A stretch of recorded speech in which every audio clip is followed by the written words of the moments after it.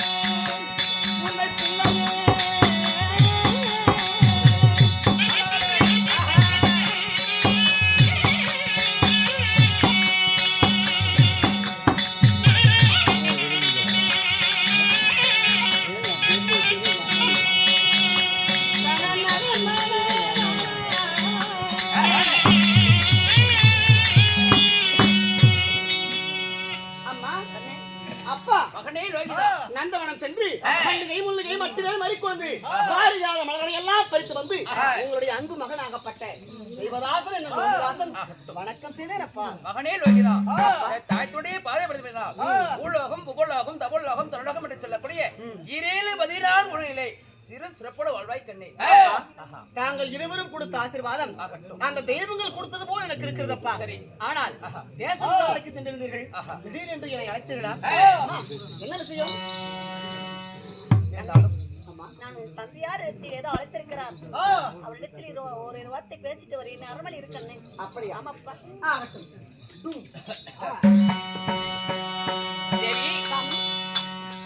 குறைத்திருப்பதாக விசாரணை செய்து விசாரணை எனக்கு தலைப்பாக இருக்கிறது.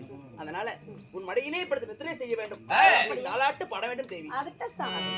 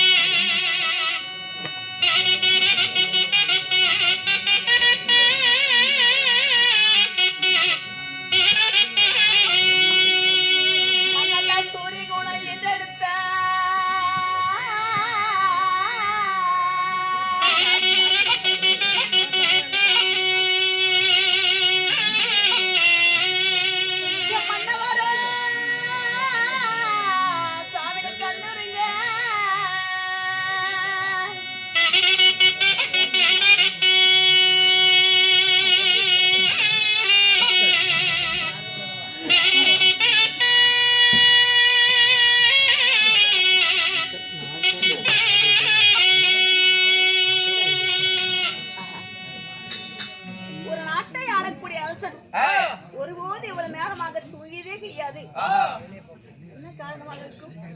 குடிபடை மக்கள் எல்லாம் மன்னன் வருவார் வருவார் என்று வழிமீது விடுவித்து காத்துக் கொண்டிருப்பார்கள்.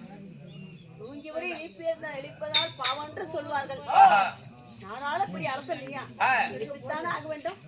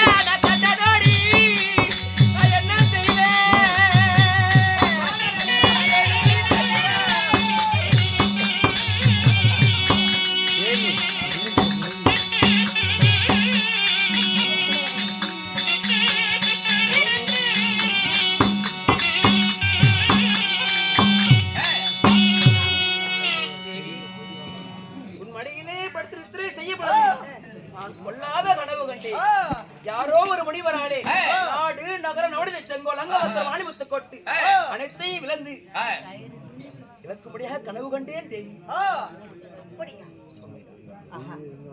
ஒரு நாட்டை ஆளக்கூடிய அரசன், நீதியோடு ஆட்சி செய்கிற அரசன் கனவு கண்டால் நிச்சயமாக பழிக்கும் என்று சொல்வார்கள். மன்னவர் கண்ட கனவு பழித்தாலும் பழிக்கலாம். மன வேதனையோடு வியாகுலத்தோடு இருக்கிறார். இவரிடத்தில் நாம என்ன சொல்வது? நீங்க கண்ட கனவு பழிக்கும் என்று சொன்னாலும் கவலையாக இருப்பார். பழிக்காம போகும் என்று சொன்னாலும் பொய் சொன்ன மாதிரி ஆயிரும். எதை சொல்வது? சத்தியம் தவறாத அயோத்தி மாநகரத்தை ஆண்டு வரக்கூடிய அரசருக்கு நாம் அனிமையாக அமர்ந்து பொய் சொன்னா அதை விட வேற எதுவுமே கிடையாது. என்ன வழி சொல்வது என்று ஒண்ணுமே தெரியல.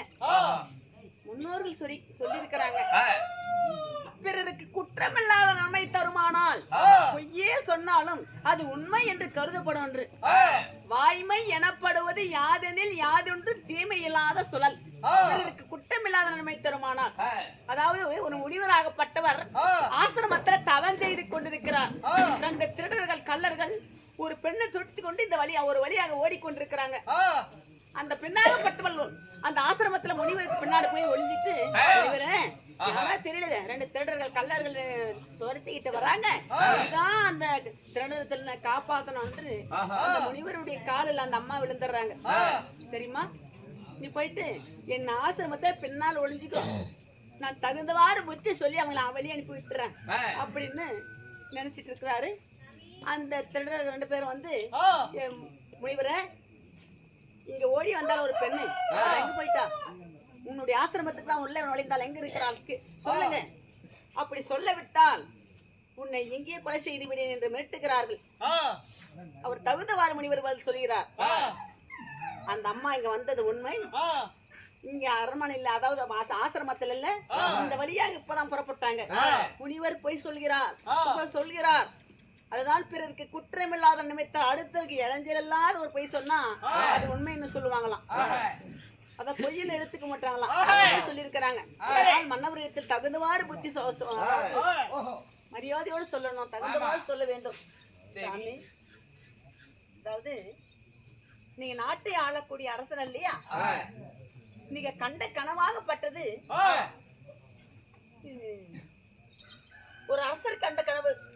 இவ்வளவு நேரத்துல கனவு கட்டிருக்கிறீங்க, அது பெரியவர் பழிக்கும் என்று சொல்லுகிறார்கள், பழிக்காதுன்னு சொல்லி எனக்கு ஒன்றுமே புரியவில்லை. பகலிலே கண்ட கனவு பழிக்காது சொல்ல முடியும்.